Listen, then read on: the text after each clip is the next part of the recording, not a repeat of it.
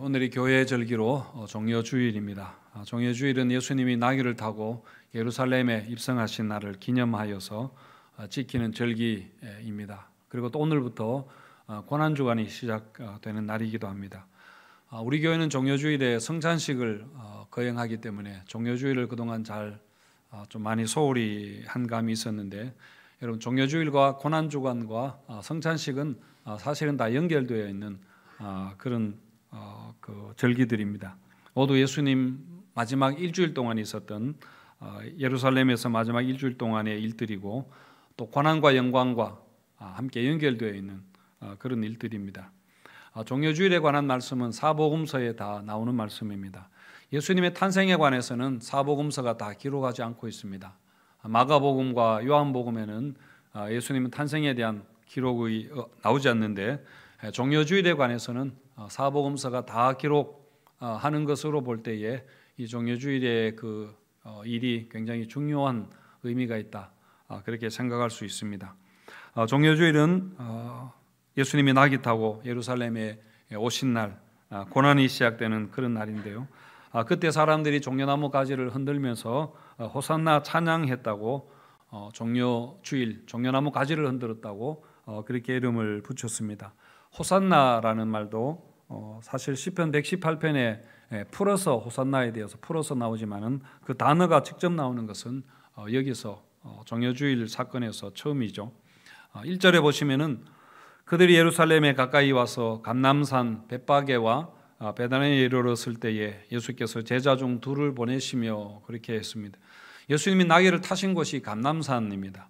감람산은 구약 성경에 보시면은 심판의 장소로 그렇게 알려져 있습니다. 스가랴서에 나오는 말씀에는 마지막 날에 여호와께서 심판하시러 감람산에 임할 것이다, 그렇게 하는 예언이 있습니다. 또 그거하고 비슷하게 감람산은 예수님이 이곳에 오셔서 재림하신다, 그렇게 사람들이 잘못 믿고 있어서 지금은 그곳에 무덤이 즐비하게 온통 무덤밖에 없습니다. 예수님이 부활하신 후에 승천하신 곳이 감람산이라 그렇게 알려져 있는데, 예수님이 하늘로 가신 그대로 오리라 하시니까 마치 이곳에, 그곳에 재림하신다고 생각하고, 예수님이 재림하실 때 가장 먼저 부활하기 위해서, 일어나기 위해서 거기에 무덤을 그렇게 만든 것이죠. 예수님은 3년 동안 사역하시면서 항상 걸어 다녔습니다. 물론 당시에 탈 것이 없어서 그렇기도 했지만은 호수를 건널 때 배를 타신 것 말고는 아무것도 타신 것이 없었는데, 지금 예루살렘을 코앞에 두고 한 1.5km만 가면 예루살렘에 들어가는데 나귀를 거기서부터 처음으로 타신 것은 뭔가를 보여주기 위한 하나의 퍼포먼스였던 것입니다. 예수님이 감람산 근처에 오셨을 때 제자들을 시켜서 나귀를 준비하게 하십니다. 2절과 3절에 나오는 것처럼 예수님은 제자 둘을 보내시면서 맞은편 마을로 가서 아무도 타보지 않은 그 나귀 새끼 한 마리를 끌고 오라, 그렇게 하십니다. 당연히 그렇게 하면 주인이 뭐라고 하겠죠. 왜 남의 나귀를 끌고 가느냐, 그렇게 할 텐데, 그러면은 주가 쓰시겠다 하라, 그리 하면은 즉시 보낼 것이다, 그렇게 했습니다. 그래서 정말 그렇게 하니까 두말 없이 그 나귀를 내어 주었습니다. 그러니까 나귀 주인은 예수님이 누구신가에 대해서 잘 아는 사람이라는 말입니다. 그래서 나귀 주인은 예수님이 왕이라는 사실을 믿고 있었던, 왕이 되실 분이라고 그렇게 믿었던 것 같습니다. 옛날에 그 나라 안에 모든 것은 다 왕의 것이었습니다. 그래서 왕이 원하면은 사람이든 여자이든 무엇이든지 간에 왕이 다 가질 수 있었습니다. 다 왕의 소유였으니까요. 정말 예수님도 왕이시기 때문에 모든 것이 다 예수님의 것은 맞습니다. 예수님은 인자는 머리 둘 곳도 없다, 그렇게 하시면서 정말 아무것도 가지지 않은 무소유의 삶을 살았지만은, 사실은 무소유가 아니라 만물에 충만하신 분이었고 만물의 주인이었기 때문에 다 예수님의 것이었습니다. 하지만 예수님은 그것을 다 내어주셨죠. 내어주시고 항상 정말 가난하게 사시고 남에게 빌려서 그렇게 사용하셨습니다. 이 땅에 오실 때도 마리아의 몸을 빌려 오셨고, 그다음에 태어나실 때도 마국간, 남의 마국간, 남의 말구유에 그렇게 태어났습니다. 마지막 만찬을 잡수실 때도 다른 사람의 다락방을 빌려서 그렇게 하시고, 죽어서는 아리마대 요셉의 무덤을 빌려서 장사 지내셨습니다. 그리고 지금은 다른 사람의 나귀를 빌려서 그렇게 타신 거죠. 그래서 주가 쓰시겠다 그렇게 할 때에 두말 없이 우리가 주님에게 드리는 것은 여러분 당연한 일입니다. 오히려 주가 쓰시겠다 하면은 그보다 더 우리에게 영광스러운 일은 없을 겁니다. 우리가 사실은 다 빌려 쓰는 거잖아요. 우리가 다 주님의 것인데 우리가 다 빌려 쓰고 있습니다. 이처럼 우리도 주님이 쓰시겠다, 내가 너를 써야 되겠다, 너희 것을 써야 되겠다, 그렇게 하면은 그게 시간이든 재물이든 재능이든지 간에 무엇이든지 우리가 주님께 드리고 주님께 쓰임받는 그런 축복을 누리게 되시기를 축원드립니다. 이렇게 예수님이 나귀를 타신 것은 물론 스가랴서의 예언이 성취된 것을 말씀하기 위해서이기도 합니다. 스가랴서 9장 9절 말씀을 우리 한번 같이 읽어보겠습니다. 시작.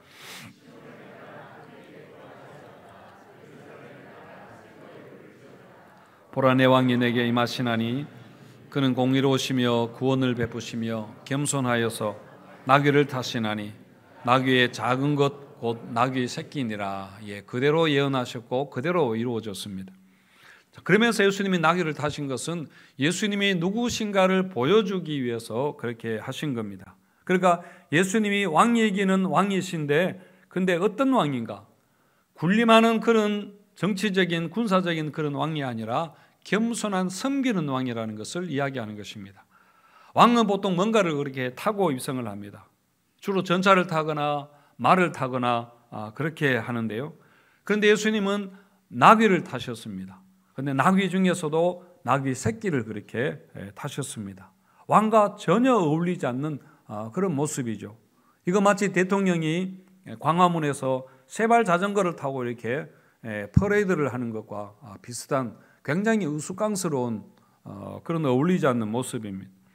그런데 이것은 당시 사람들이 생각하던 그 왕에 대한 인식을 완전히 뒤집어 엎는 그런 하나의 퍼포먼스입니다. 예수님이 나귀를 타고 예루살렘에 들어오실 때 많은 사람들이 환영을 했습니다. 7절에서 10절까지도 우리 같이 읽어보겠습니다. 7절에서 10절 말씀 시작. 예수께로 끌고 와서 자기들의 겉옷을 그 위에 얹어놓음에 예수께서 타시니 많은 사람들은 자기들의 겉옷을 또 다른 이들은 들에서 벤 나뭇가지를 길에서 펴며 앞에서 가고 뒤에서 따르는 자들이 소리 지르되 호산나 찬송하리로다. 주의 이름으로 오시는 이여 찬송하리로다. 오는 우리 조상 다윗의 나라요 가장 높은 곳에서 호산나 하더라. 사람들이 자기 겉옷을 벗어서 예수님 가는 길에 그렇게 깔았습니다. 그리고 또 종려나무 가지를 꺾어서 그 길에다가 그렇게 깔기도 하고 그 종려나무 가지를 흔들면서 예수님을 찬양했습니다. 사람들이 예수님이 지나가는 길에 겉옷을 벗어 깔고 종려나무 가지를 흔든 것은 왕이 취임할 때 보통 길에 늘어서 있던 그 시민들이 이렇게 왕을 환영하고 할 때에 하던 그런 행동입니다. 그리고 또 사람들이 앞뒤에서 따라가면서 호산나 그렇게 하면서 찬양을 했습니다. 요한복음에 보시면은 12장 13절에서 종려나무 가지를 가지고 맞으러 나가 외치되 호산나 찬송하리로다. 주의 이름으로 오시는 이 곧 이스라엘의 왕이시여 그렇게 합니다. 이스라엘의 왕이시여, 왕이라고 직접 그렇게 사람들이 불렀죠. 물론 이것은 시편의 찬송을 부르는 것이지만은 어쨌든 사람들이 예수님을 왕으로 생각하고 그렇게 맞이했습니다.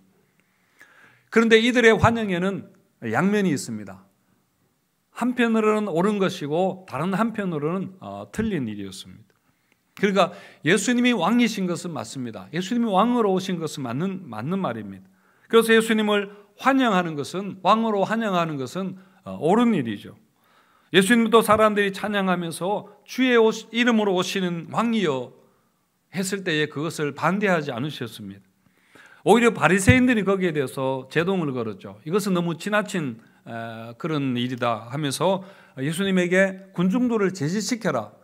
그렇게 하니까 예수님이 이 사람들이 침묵하면 돌들이 오히려 소리 지르리라 하시면서 환호하는 그 사람들을 예수님이 지지하셨습니다.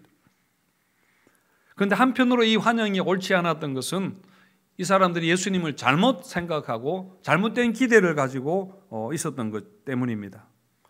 군중들이 예수님을 환영하면서 호산나라고 그렇게 외쳤는데, 호산나라는 것은 우리를 구원하소서 그런 의미입니다. 그런데 죄에서 우리를 구원해 달라는 그런 의미로 한 것이 아니라 로마의 속박에서 우리를 해방시켜 달라, 우리의 어떤 정치적인 왕이 되어 달라, 그런 의미였습니다. 유대인들은 자존심이 굉장히 강한 사람들이었습니다. 자기들이 하나님의 선택받은 백성이라는 그런 자존심이 있었죠. 그런데 지금 로마에 속박되어서 이 자유 없이 살아가는 것에 대해서 굉장히 속상해하고 있었습니다. 예수님이 예루살렘 성에 입성하실 때가 유월절 시작할 때였는데요. 유월절이 뭔가 하면은 이스라엘이 애굽에서 해방된 날을 기념하는, 자유의 몸이 된 날을 기념하는 날입니다. 그런데 해방을 기념하는 날인데 해방되지 못하고 있으니까, 그래서 6월절에는 많은 폭동과 시위가, 반로마에 대한 시위가 일어나기도 했습니다. 사람들이 예수님을 환영한 것은 이런 기대가, 이런 자기들의 뭔가를 채워줄 그 왕이라고 생각하는 기대가 있었기 때문에 그렇게 했는데, 그런데 예수님이 전혀 이런 기대에 부응하지 않으십니다. 기대와 전혀 다르게 행동하신 것이죠. 오히려 유대인들이 자부심을 가지고 정말 소중하게 생각하는, 생명처럼 생각하는 성전에 들어가서 성전상을 뒤집어 부시기도 하고 성전에 대해서 모독하는 그런 말을 했을 때 유대인들의 자존심이 굉장히 많이 상했습니다. 그리고 또 가이사에게 세금을 내야 합니까? 라고 그렇게 질문했을 때 예수님은 가이사의 것은 가이사에게 내라, 그렇게 대답하셨습니다. 예수님이 이 말씀하신 참뜻이 무엇인가 하는 것과는 상관없이 그 말을 들은 사람들은 실망 정도가 아니라 굉장한 배신과 분노를 그렇게 할 수밖에 없었습니다. 그래서 예수님을 십자가에 못 박으라 라고 얼마 있지 않아서 그렇게 군중들의 태도가 돌변하게 되지 않습니까? 여러분, 우리도 주님 앞에 깊이 헌신하지 못하면은 이런 신앙을 가질 수 있습니다. 우리도 예수님을 찬양하고 예수님을 칭찬하고 열광하는 것은 여러분 좋은 일이죠. 우리가 당연히 그렇게 해야 됩니다. 하지만 우리가 그렇게 하는 이유와 동기와 목적이 옳아야 합니다. 우리도 예수님에 대해서 기대를 잘못하고 신앙생활을 한다면은, 우리가 예수님을 따르고 찬양하는 동기와 목적이 올바르지 않다면은 이렇게 실망하게 되고 변덕스러울 수 있다는 겁니다. 여러분, 우리가 신앙생활하는, 찬양하는 동기와 목적이 나 자신을 위해서일 때, 나 중심일 때 우리의 신앙은 계속해서 요동하고 변덕스러울 것입니다. 또 내가 원하는 것과 주님이 원하시는 성경 말씀에 주님이 뜻하시는 것이 다르다고 생각했을 경우에 우리가 신앙을 떠나기도 합니다. 나는 예수 믿으면은 모든 게 다 잘 될 거라고 그렇게 생각하고 기대했는데 고난이 닥치거나 어려움이 닥쳐올 때에 우리가 불평하게 되는 것이지요. 여러분, 이 모든 것이 짧고 얕은 헌신, 믿음이 가져오는 그런 문제들입니다. 그래서 이 고난주간은 우리가 더 깊은 헌신으로 우리 믿음이 자라가는 그런 절기입니다. 여러분, 헌신이라는 것은 내 입장에서 우리가 헌신하는 것, 상대방의 입장으로 우리가 더 깊이 들어가는 거 아닙니까? 우리가 사랑하려면은 우리가 사랑에 헌신해야 됩니다. 부모의 사랑이 위대한 것은 자녀들을 위해서 자신을 헌신하기 때문에 그렇게 위대한 것이죠. 우리가 뭔가의 성취를 하려면은, 그 기쁨을 맛보려면은 우리가 그 일에 헌신하지 않고는 그 기쁨을 누릴 수가 없는 것입니다. 마찬가지로 여러분, 신앙도 우리가 헌신하지 않으면은, 정말 더 깊은 헌신의 단계로 우리를 드리는 그곳으로 나가지 않으면은 우리가 신앙을 통해서 별 유익을, 별 기쁨을 누리지 못할 것입니다. 그래서 여러분, 고난주간이 굉장히 중요한 때입니다. 나 중심에서 예수님 중심으로 우리가 무게 중심이 옮겨지는 그런 때입니다. 제자들도 3년 동안 예수님을 잘 따라다녔지만은 이 고난주간 한 주간 주님과 함께하지 못해서 넘어졌던 것처럼 여러분, 우리도 이 고난주간을 정말 잘 보내야 참 부활의 기쁨을 우리가 누릴 수 있습니다. 믿음의 고난주간, 우리의 신앙이, 우리의 제자도가 성장할 수 있는 가장 좋은 기회입니다. 사람들이 하나둘씩 믿음에서 낙심하고 떠나가고, 그래서 나도 떠나가야 되는 게 아닌가, 그런 의심과 동요가 일어날 때, 여러분, 그때가 바로 고난주간입니다. 그래서 내가 믿던 신앙이 별게 아닌가 싶어서 우리가 실망스러워 보이고 별로 유익이 없다 생각하고 우리의 마음이 흔들리고 그렇게 할 때가 여러분 바로 고난주간을 지나가는 때입니다. 우리가 이때를 지나가야 됩니다. 이때를 잘 우리가 넘어가야 됩니다. 오늘 성찬식을 행하면서 여러분 다시 한번 우리가 주님께 헌신을 다짐하는 시간이 되시기를 바랍니다. 주님은 우리에게 몸과 피를 그렇게 흘리셨는데 우리도 온 마음 다하여 주님을 섬기고 사랑하기로 그렇게 다짐하는 것입니다. 내 만족을 위한, 내 유익을 위한 신앙이 아니라 정말 주님의 뜻을 행하는, 주신 사명을 행하는 그런 우리의 믿음이 되도록 오늘 떡과 잔을 받으면서 다시 한번 여러분 결단하시고, 그리고 주님 주시는 위로와 큰 은혜 받는 이 성찬 예식 되시기를 주님의 이름으로 축원드립니다.